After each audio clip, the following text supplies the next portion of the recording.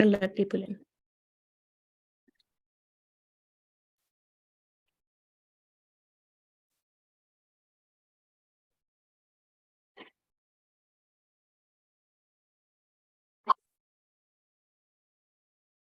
Hi, welcome everyone.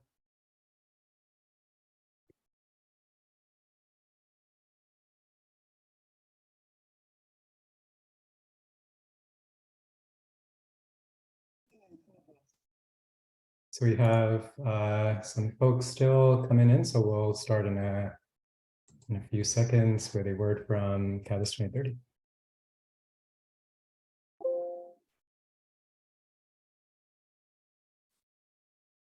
Welcome to Catalyzing Change Week. This year's Catalyzing Change Week is about solutions from the front lines by social innovators. In 2022, Catalyst 2030 concentrated its efforts on bringing proximate leaders and frontline solutions to the forefront. Collaborations led by members from the Global South produced groundbreaking reports on climate and transforming education, with an emphasis on offering local solutions. We continued our mission to create an enabling environment for social entrepreneurs to flourish by initiating a letter to donors, signed by more than 1,200 social entrepreneurs and innovators. The Catalyst 2030 awards ceremony was spectacular, and the awards themselves welcomed by the private sector, governments, via multilaterals and donors. Catalyst 2030 as a movement is disruptive. One of the best things I think that's come out of Catalyst 2030 so far is incredible collaboration across the ecosystem that just didn't exist before Catalyst came into being. The thing I love most about Catalyst is that it's an open movement for social entrepreneurs around the world. I'd encourage anyone who's looking to be more connected with their local communities around social development goals to come along to Catalyzing Change Week. Welcome to Catalyzing Change Week.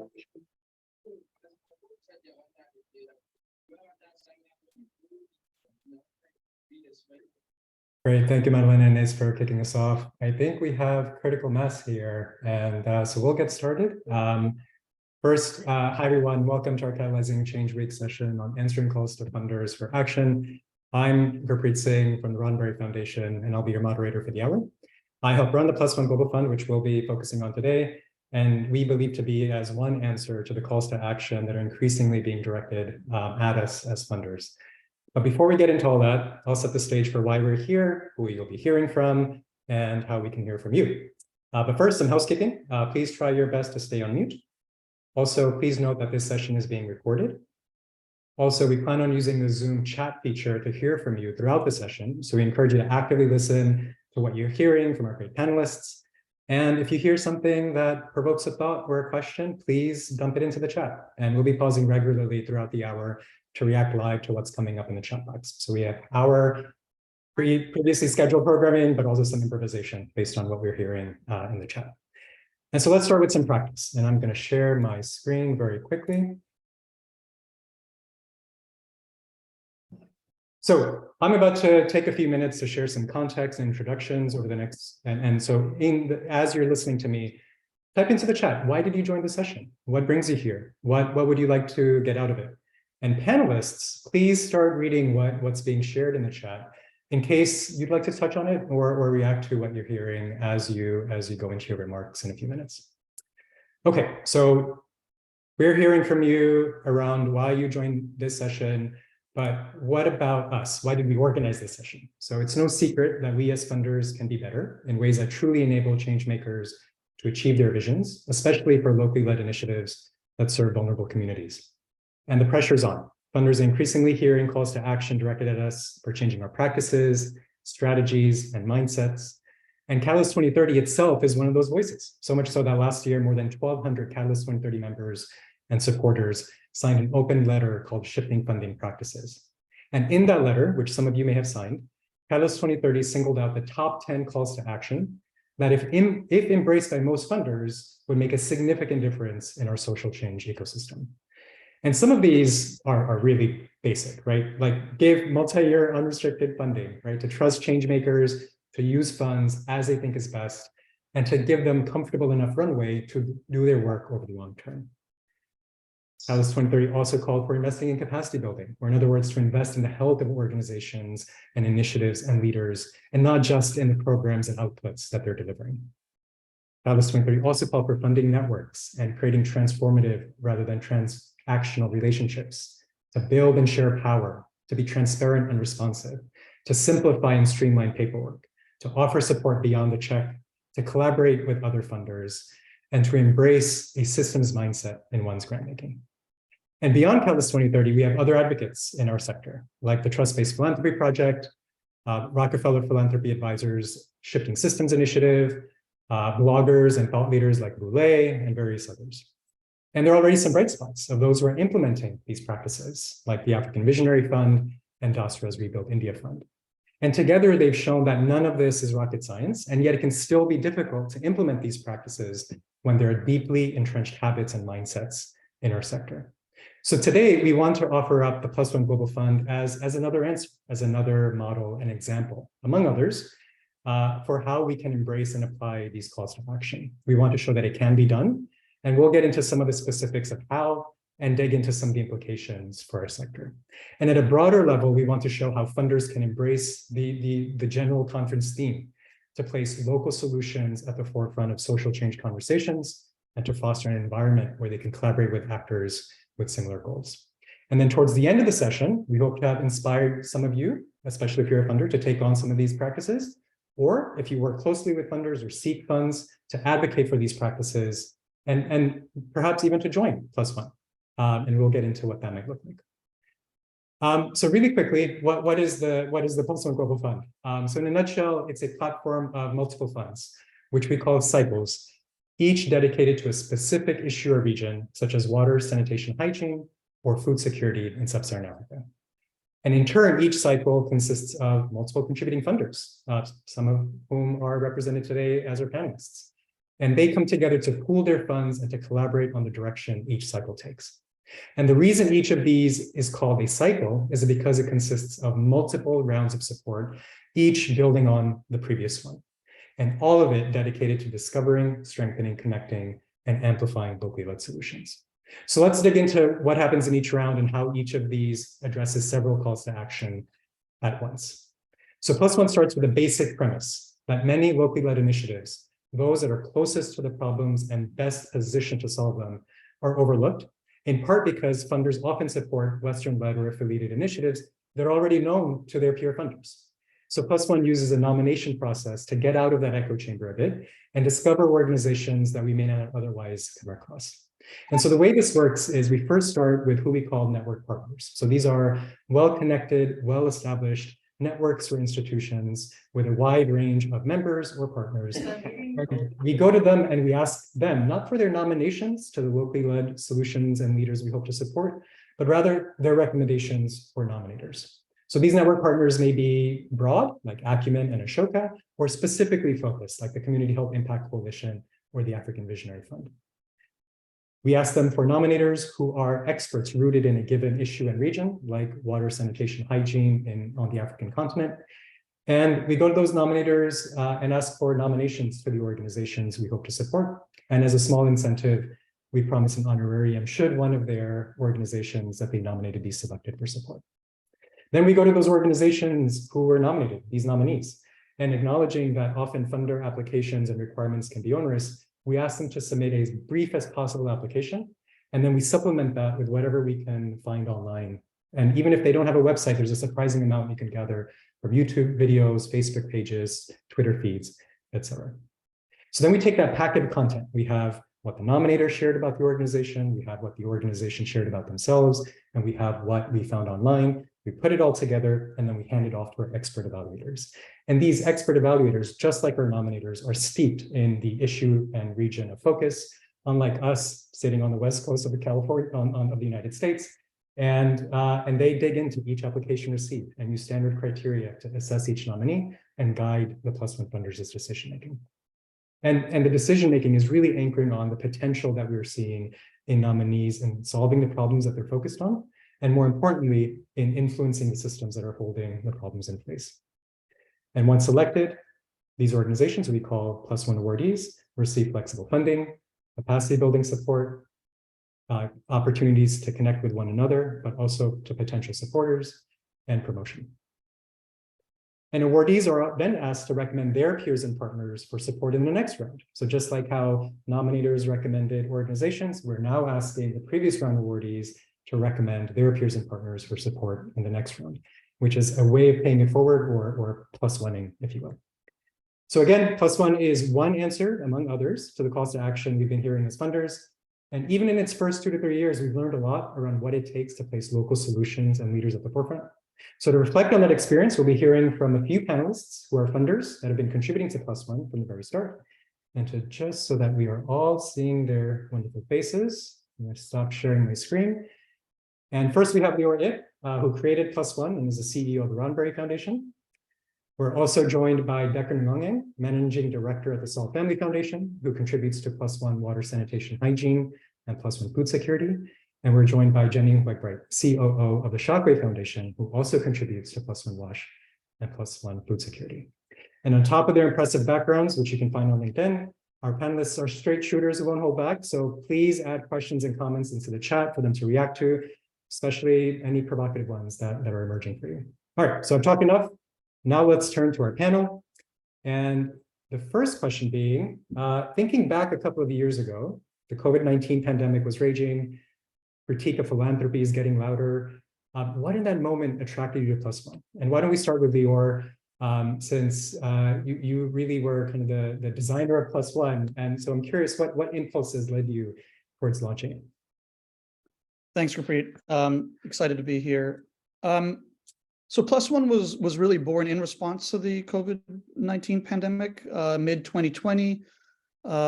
As it became apparent that the pandemic was going to be devastating and that no country was going to be immune, like a lot of funders, we wanted to figure out how to allocate our funding as quickly and strategically as possible, but with the least amount of hassle. I think we recognized that the last thing change makers on the ground needed was another grant program. They didn't need to take 6 months to apply for funding. We really needed to do something different, and this was an opportunity to do that.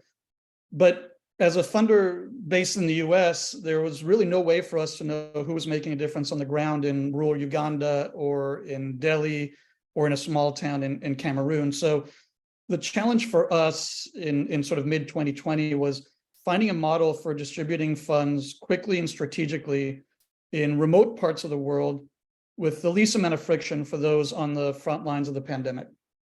So after a lot of internal conversations, and we threw around a lot of different ideas, we realized that the easiest and probably most effective way to solve this problem was to go to the folks who were closest to the issues, with the greatest understanding of the communities affected, and simply ask them who we should fund.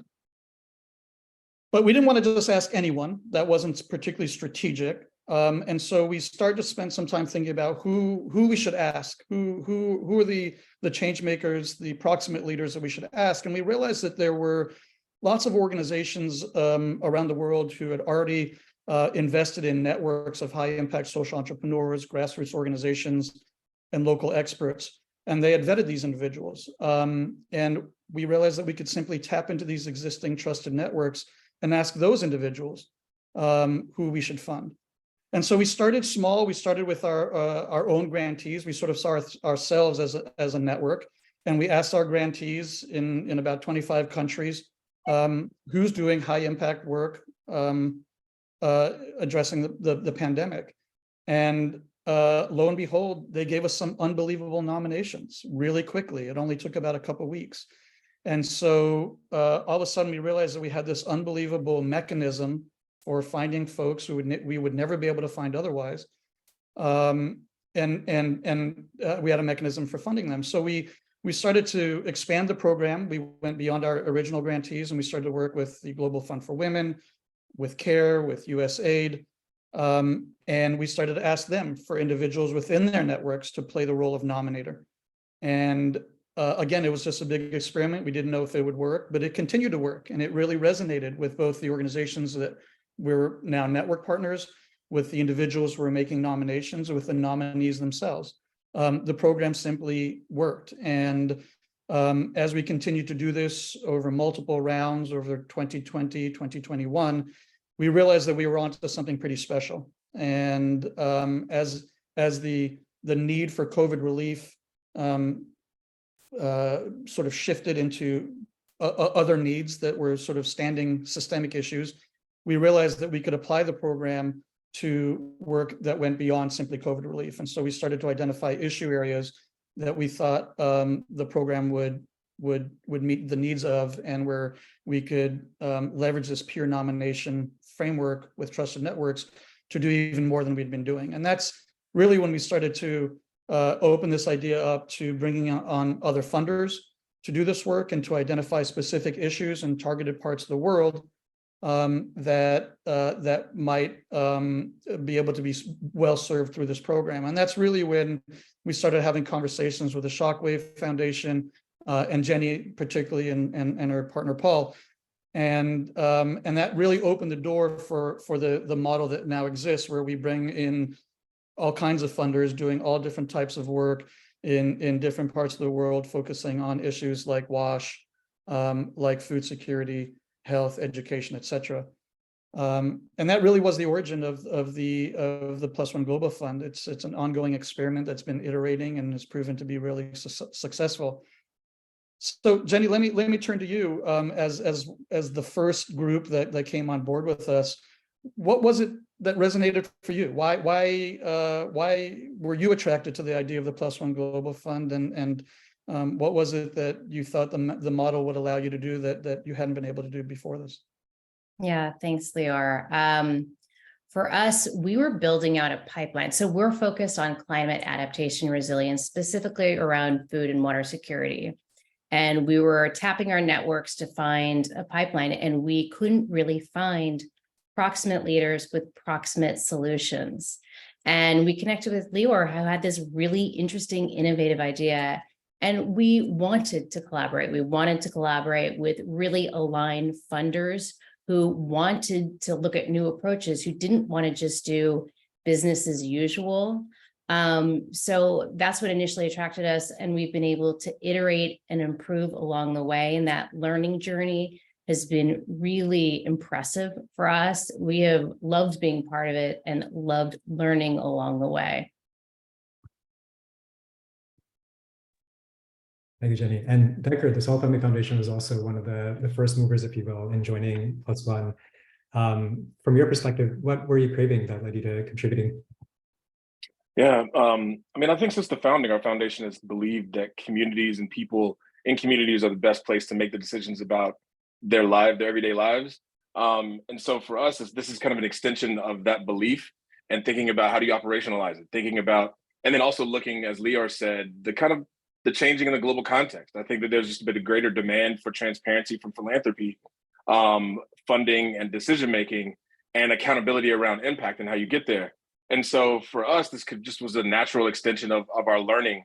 And we were looking for other ways and increased ways to operationalize what we believed in.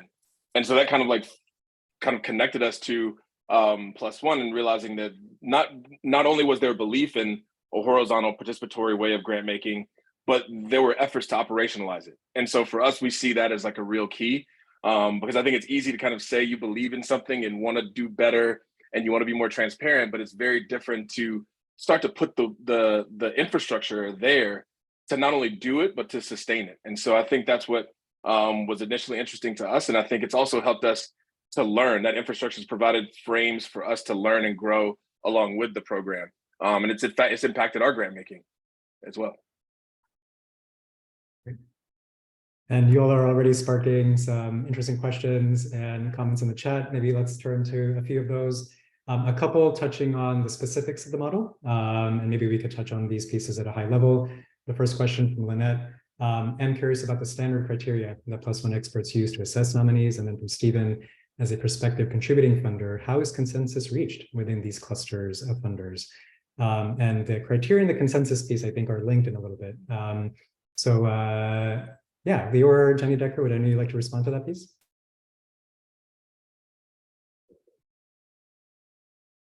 I can jump in with the question around consensus. I think we we've created a community of practice with other funders, which has been an incredibly positive experience for us in the thought partnership and doing this work with other funders who are bringing their expertise into the decision making. And we take a very collaborative approach. No one owns the program. No one's vote is more significant than anyone else's. When we sit down to make decisions on who should get funding, by that point, we've already gotten a tremendous amount of information from external subject matter and regional experts who have gone through all of the applications from nominees. And we get together as a group and we decide as a group who we think deserves funding. And we look at a number of criteria, which I'll let the other folks speak to. But I think what's important to us is that there is a uniformity in our decision making around this, and that everyone's voices are heard, but that we are doing justice to this idea of emergent networks that we're supporting. And so we look for diversity of organizations, diversity of leadership, diversity of approaches, in addition to very specific criteria that we're looking for. And we do this collaboratively. It's probably the most enjoyable part of this process. We have a lot of fun together as groups. We meet together regularly, but when we actually make decisions, it's very much a collaborative process. And it's, I think I can speak for everyone and say that it's one of the most rewarding parts of this program is working together and hearing why someone prizes a certain organization over another, and why they're championing them over another, and how we do that together. Yeah, I'll jump in a little bit because I referenced this idea of iteration. We have iterated as we've gone. We have iterated our criteria as we've gone along. And so for us, that's really been important. We look at a number of things in our criteria, and we're happy to share that with anyone who wants to take a look at it. But we started with an initial set of criteria and realized it didn't point particularly exactly what we wanted to pinpoint. We really wanted to get at where could we be additional, where could there be systems change? And so our criteria is set around that. The other thing that Lior spoke to that, is really important to us, sometimes as funders, we work in a silo and we don't have outside voices to sort of question our thinking. And so that's been a real value of +1, having people say, hey, wait, Jenny, are you thinking about that in a way that we should be thinking about that? Or let's take a look at this idea. So for us, that process of iteration, that process of questioning, that process of just checking us has been incredibly helpful. Decker, do you have anything else you want to add? Yeah, I think, in speaking to criteria, one of the things that I think not only attracted me, but help shift how we think about grant making and funding after kind of learning through the program is having the criteria put through the lens of people within their network. So people that are nominating them are the first scan. And so instead of the criteria being through the lens of us, the funder that's separate from the organization, and oftentimes what that leads to is a funder looking through the lens of the buzzwords that they care about or the program interest area that they care about. And instead being able to hear from people in their community that are nominating them, that are also articulating the innovation and the impact of their program, and also articulating why they meet the criteria, almost helps to kind of challenge some of the, not necessarily biases, but like the lenses that we would bring to understanding and reading about a project or an idea. And what often happens is we'll leave some of that review process almost changing how we see not just a local issue, but also the people that are doing it. And we had a question, I think that was reacting to something you shared, Lior, a few minutes ago. You were pointing out how we aim for diversity of organizations represented in +1. And Megan was asking, how do you ensure the diversity of founders and orgs? By nature, recommendations and referrals in any job or industry, sometimes it could result in supporting orgs with a certain level of access, or only founders or organizations with certain connections. So how are we optimizing for diversity and getting out echo chamber?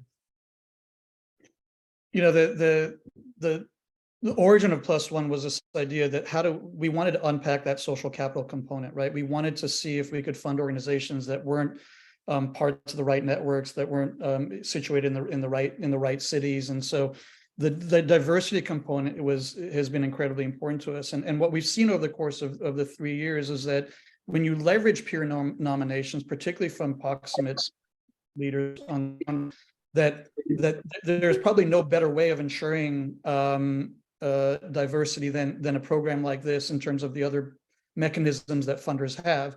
And so just as a proof point, and I'll start with this. First of all, we fund for-profit, nonprofit, social enterprises, collectives. We really try to cast a broad net and try to meet people where they are.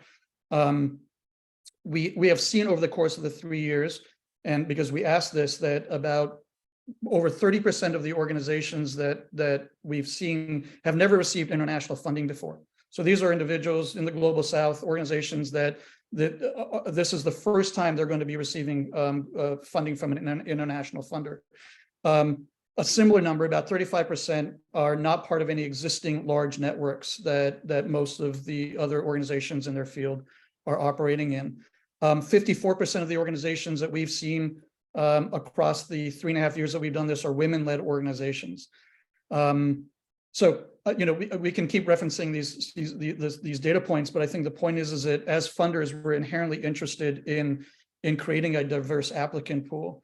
And what we found through peer nominations is that this is the easiest way for us to ensure that there is, in fact, a diversity of approaches, strategies, leadership, geographic diversity, et cetera, than anything we've been able to source otherwise. So yeah, it's been a very rewarding experience in terms of thinking about how we create an inclusive and diverse mechanism for funding organizations that are proximate. And again, we're sitting here in California and other parts of Europe, our other funders in Europe.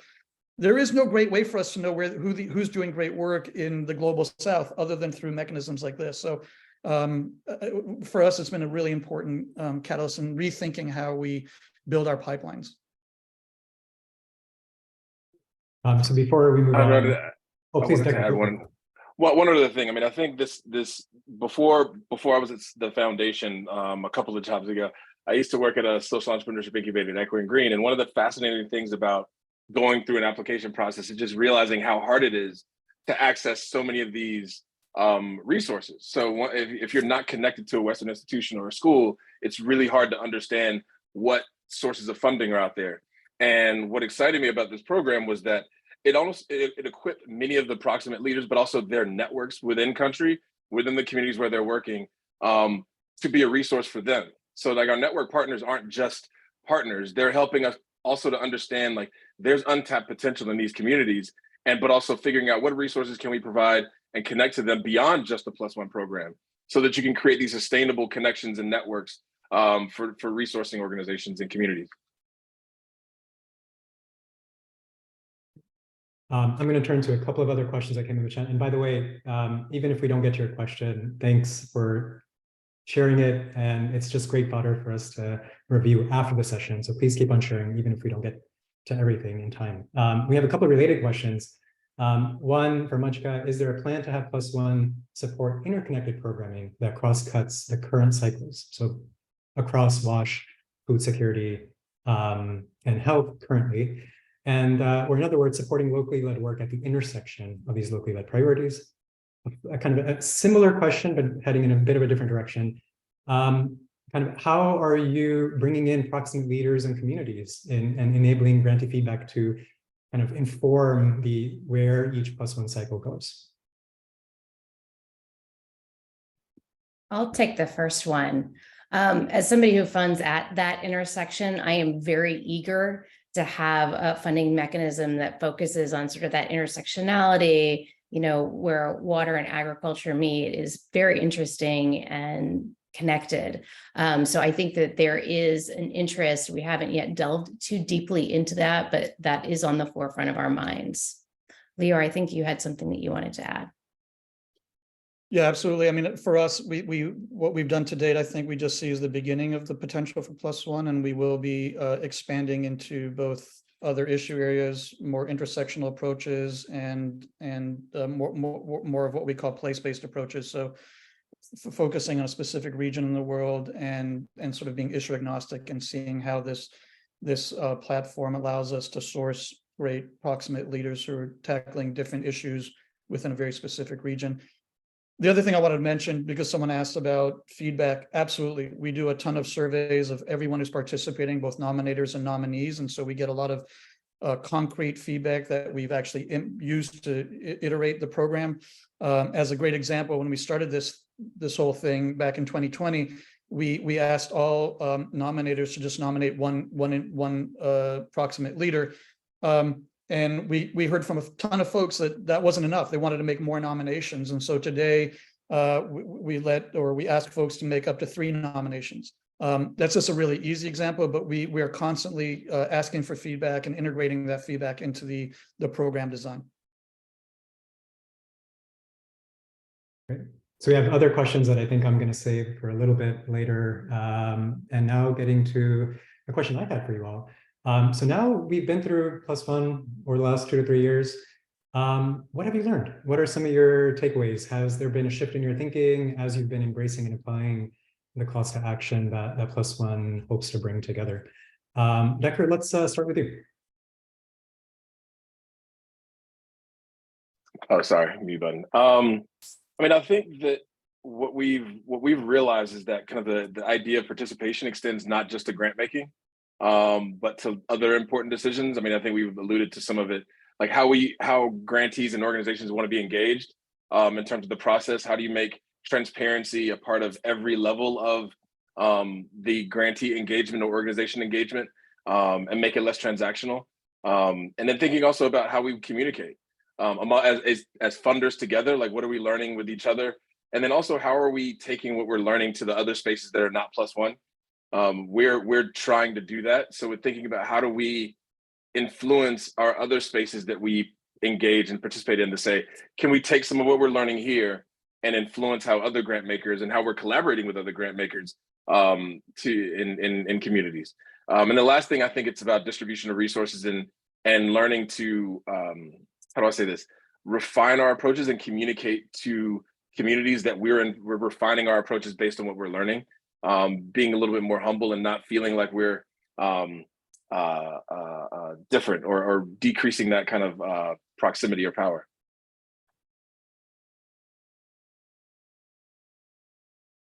And Jenny, what has been coming up for you over the last couple of years that you've been contributing to +1? Sure. Well, I just want to echo all of what Decker said. I totally agree 100%. What I would add also, the other thing that we've learned is that, and this also speaks to this idea of iteration, we initially started with just funding, and then we added a capacity strengthening piece. So for us, it's not just enough to fund organizations. We have to do what we can to provide any support in terms of organizational strengthening. So we've been partnering with Mighty Ally in marketing and comms for the organizations that we support, which we think is really important. The other piece that I would say is our responsibility is to raise the visibility of the organizations with whom we partner with. So to the extent that we can, we highlight them on our websites. We share our excitement about their work, which we think, is incredibly important so that other funders can find them and fund them. Thanks, Jenny. And Lior, could you maybe share a bit about what you've been hearing from +1 awardees and contributors, sort of expanding on what you were sharing just a couple minutes ago? Yeah, absolutely. I mean, I think one of the great takeaways is that there are unbelievable organizations doing phenomenal work that none of us being funders sitting in the US or Europe know about. And that's an issue that we need to address. It's not their problem, it's our problem. And I think that we need to be open to other mechanisms and ways of doing this work. And I think that what we keep seeing as we've been doing this for three and a half years is that there are these unbelievable organizations out there. They're doing great work. They're not part of existing networks. They're not part of other funders' portfolios. And we need to figure out better ways of supporting them. The other thing that we've learned is that this process of asking individuals on the ground to nominate their peers is something that they've loved doing. They like, we keep hearing that the process for them has deeply resonated because they've been asked to essentially determine our entire applicant pool, right? We don't go outside of this. Everyone who we're looking at evaluating potentially funding has come from a nomination by a nominator, and that has proven to, and we keep hearing this, a shift of power in some ways in terms of how we as funders engage like grant seekers. And then the other piece, which we keep hearing from nominees, is the low burden, the relatively easy application process, the quick turnaround has also been greatly has deeply resonated with folks, and creating streamlined processes for everyone involved has been something that we keep hearing again and again in the surveys, is that, you know, they want more funders to create more grantee-centric mechanisms for funding that are transparent, that are urgent, that place them at the forefront versus us and our needs and our directives as funders, and we just keep hearing that again and again. And as I know internally we have a lot of conversations on what are we learning and then what we can improve moving forward. What would you all say remains to be done? And how do you think +1 can go even further? What are some untapped potential opportunities or maybe calls to action that we haven't quite yet delivered on and probably can grow towards? Well, I would love to get other funders on board. Yeah, Decker, go ahead. I mean, this goes to like a question I feel like I ask Leor and Capri all the time, is really understanding how others are copying the model. I think success and scale for this model is increasing who's copying it. I think somebody in the chat said, why aren't other funders doing it? I mean, I think for us, it's like being able to see bilateral funders, like what would it look like for USAID to use their resources to implement a similar type of model? What would other funders that could, because none of this is proprietary. It's literally just, hey, how do we fund the network? And how do we get resources to the nodes of people that know each other and know and making change? And I think that for me is what I'm excited about as a grant maker is how do we kind of continue to communicate that none of this is ours and we own it. It's how can we all start to adopt what works for each other about this model? The only other thing that I would add to that is for any of you out there who are doing similar work or know of other people who are doing similar work, we want to hear from you. We want to know how we can do this better. So we think we've got a pretty good approach. We've improved upon what we've done, but I'm sure there are ways that we can make it even better than what we're doing currently. So reach out to us. I think the other piece to this is that the more we do it, the more data we collect and the more evidence we're able to show anyone interested that these kinds of programs work. And that I think one of the greatest takeaways we've had is that the quality of the applicant pool, because it's coming from these trusted nominators, is so much higher than it would be if we just did an open call, you know, traditional kind of, hey, everyone submit a proposal by a certain time. And that's really encouraging. And I think all the data that we've been able to collect has shown us to date that the program works. And I think the more we do it, the more we scale the program, bring in other funders, bring in other network partners, and grow the program, the more evidence we're going to be able to collect that will prove those funders who are more reticent in experimentation and taking risk, that it's worth taking these risks. It's worth experimenting with programs like this. And ultimately, it's worth supporting proximate leaders. I mean, that's what this is all about, right? We need to trust the folks on the ground to make the decisions, to not only identify other people who are doing great work, but to do the work themselves. And as long as we're not doing that, we're as funders, as an ecosystem, I don't see how we're going to be successful. So hopefully more of this will yield more other programs like it, or a shift in mindset that will yield greater impact. Maybe picking up on that data piece you were mentioning, Leor. So earlier in the chat, Arthur went pretty futuristic. So reflecting on the Roddenberry Foundation, Star Trek lineage, he was asking, and I may be interpreting this incorrectly, but is the intention to create, or is there a possibility to create a comparative and predictive frame? And imagining, of course, through the data that we're gathering, a bit like the Star Trek board. Would any of you like to react to that one? It's too bad that we don't have my partner on this call. He's a big Trekkie, and I'm sure, and a techie as well. So he'd have a great answer for you. I don't have a great answer for you. Leor, Decker, do you guys have a good answer here? Say more about predictive. Like sorry to be the novice. Say more about what that means. And Arthur, unfortunately, we don't have room to bring you onto audio, but if you would like to expand in the chat, please go for it. The way I'm interpreting it is we're sitting on a lot of data. So what's possible by mining that data, which we haven't done quite a lot yet? Might we arrive at a place where we have better insights into the types of challenges the community is facing and what's yeah. I mean, I think for me, what's exciting about the data is I think uncovering misconceptions. I think that that in many ways, like the who identifies the problem and who gets to solve it has been a very small circle. And as we expand that circle, I feel like this data also shows that there are people that are equipped, that are naturally equipped.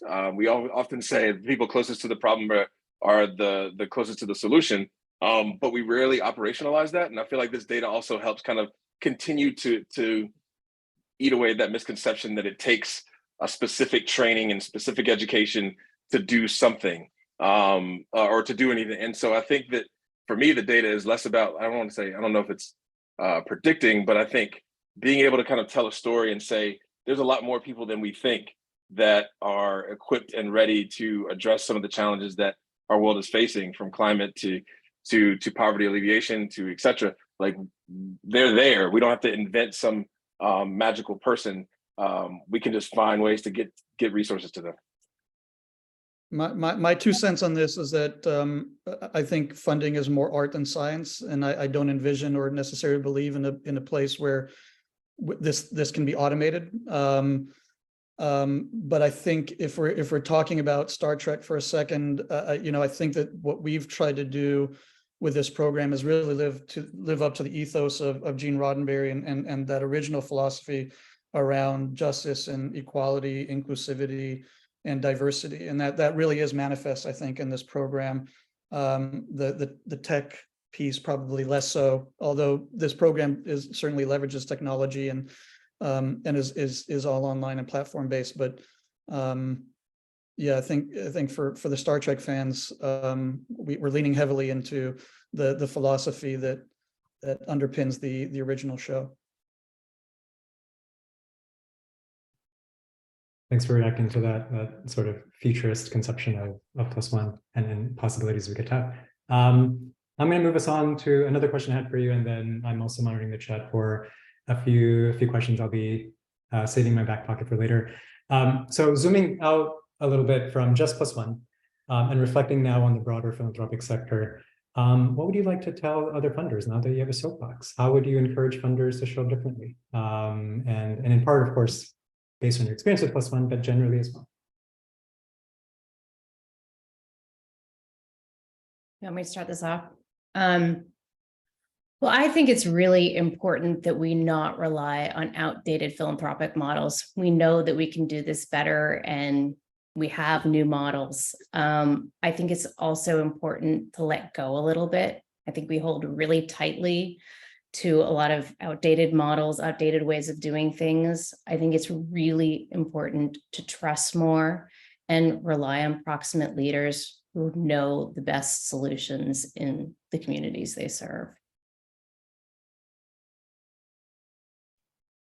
I mean, I think for me, it's or for us thinking about as funders are increasingly asking, like, how do we do grant making better? How are we more thoughtful? How are we applying more trust-based practices? I think sometimes it can become intimidating and not really having an answer. And I think that for us, it's communicating that this is just one possibility to explore. Like, and I think the +1 model provides an avenue to say, is this something we can support, but also learn from and maybe apply some of the techniques internally as a foundation. And I think that's what excites me about not just this program, but other collaborative funding spaces, is that they're providing example spaces or test places for funders that are looking to do better and do different. And so that's what excites me about kind of this model continuing to grow and learn and share, is that it provides a resource for other funders that are looking to do different grant making or do grant making differently. And I want to riff off that for just a second, Decker. That's a really great thought, that, like, you don't have to do it the way we're doing it, but if you get one idea out of this presentation that you want to steal from us, that's fantastic. If you want to steal several, even better. So it doesn't have to be this way, but maybe just some of the ideas that we're proposing. Yeah, I second all of that. I think it would be amazing to see more funders take some risks, experiment more, be more humble, act with a greater sense of urgency, with a greater sense of transparency, collaborate more often, trust those that they're seeking to support,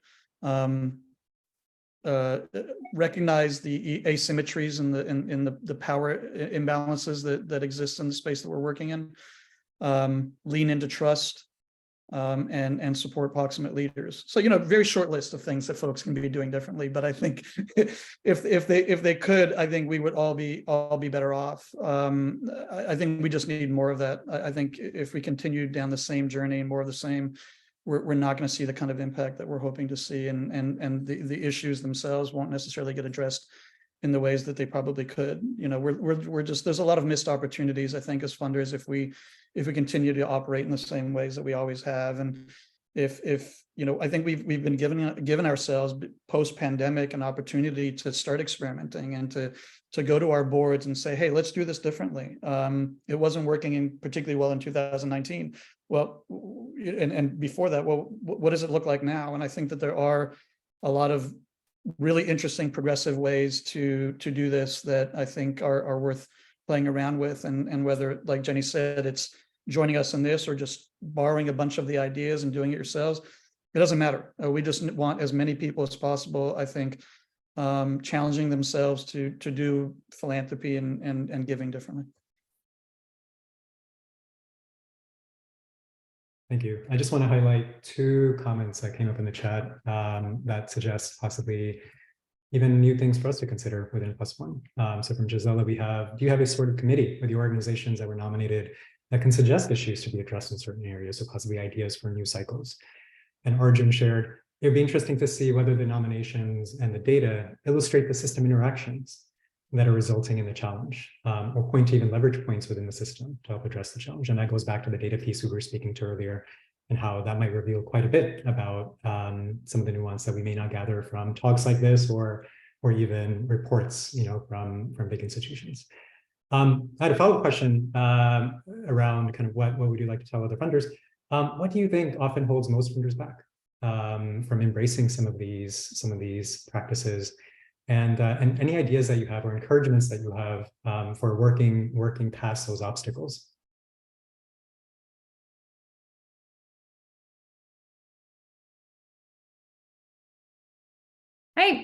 Just to be frank, I think we have embedded ways of doing things, and it's really hard to change those embedded practices. I think it's really hard for people to let go. I think that often people look at measurement and impact in this very specific framework that perhaps they need to change the way they're thinking about, that impact. And I think perhaps people also don't realize that things can be done differently. I mean, I think this kind of also goes to, I'm going to try to combine, I saw Joni's question, I believe, in the chat, and this kind of connects to that.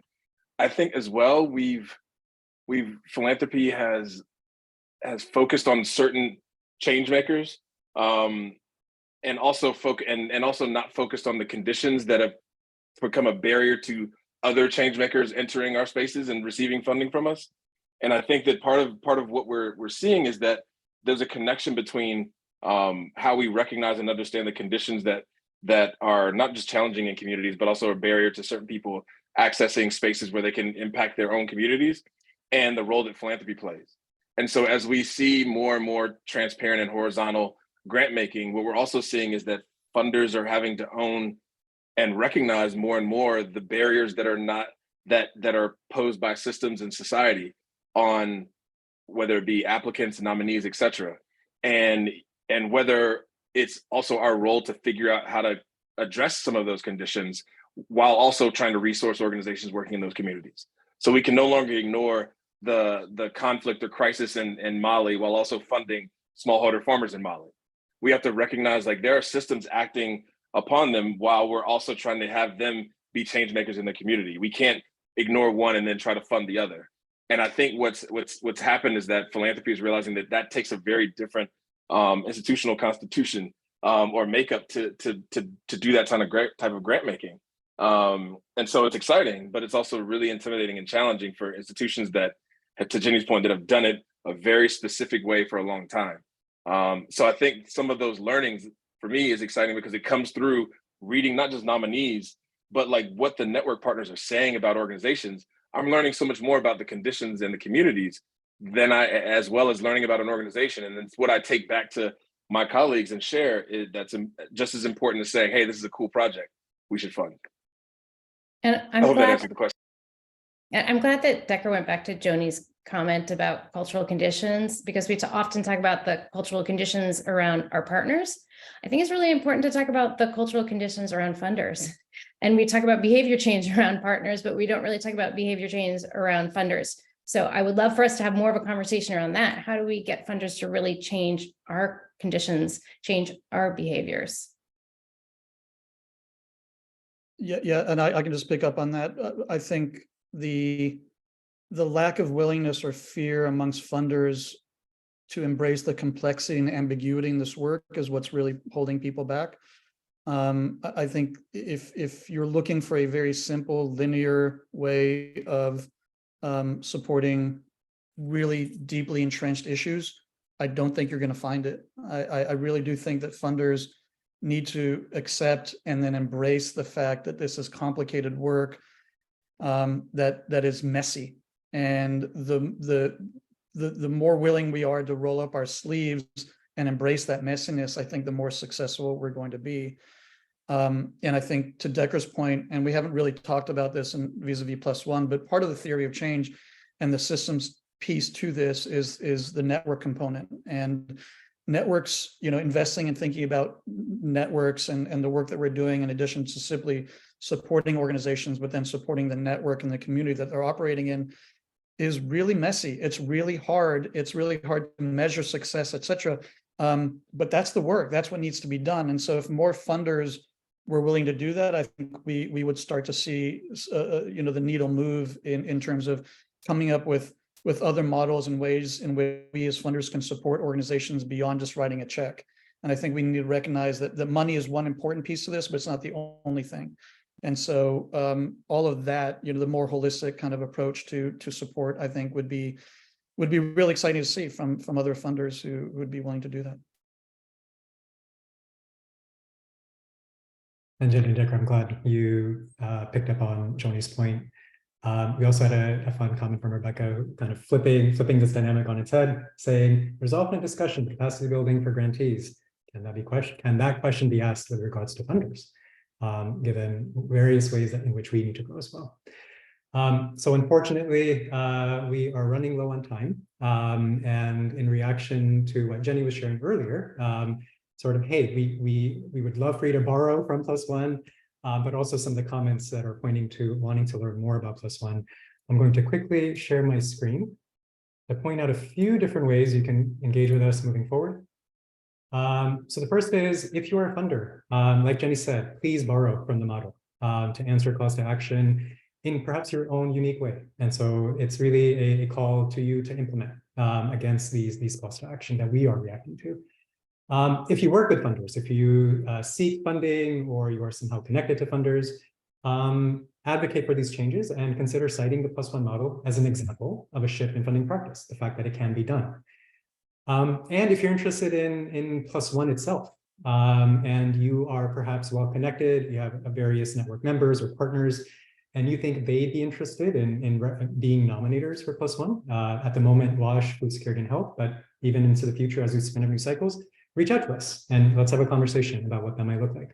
And then if you're a funder who's interested in joining the current +1 funders and in walking this path that we've set up in +1 and contribute to it, reach out to us and let's have a conversation around what it might look like for you to join us. A couple of resources for you. The first is a website link. So go to +1.fund. And there you'll find a broad overview and various links. So just make sure to click into each of those links to get some more of the details about how +1 works, and an open invitation to write to us. So you have our email address here, 1globalfund@roddenberryfoundation.org. Please write to us with any questions, any new thoughts following this session, and we'd love to keep the conversation going afterward. So with that, let me just stop sharing very quickly. Thank you to our audience for taking valuable time out of your day to join us, for the wonderful comments in the chat, and we genuinely look forward to hearing from you. So I'll turn it over to our Catalyst 2030 friends to close us out.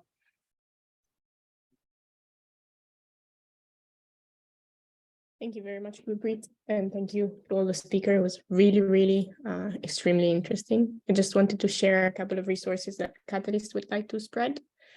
The Catalyst 2030 Awards is coming up, and if you want, you can nominate. You can have a look at the Catalyst 2030 Awards website.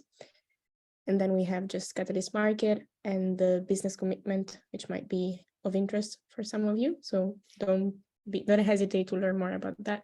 And if you would like to join Catalyst 2030, please have a look at our website, and you're welcome to apply for membership. So thank you very much, Gurpreet, and everyone on the panel. It's been amazing. So have an amazing rest of the day and evening. Thanks, everybody. Everyone. Thank Thanks, you. Good day. Thanks.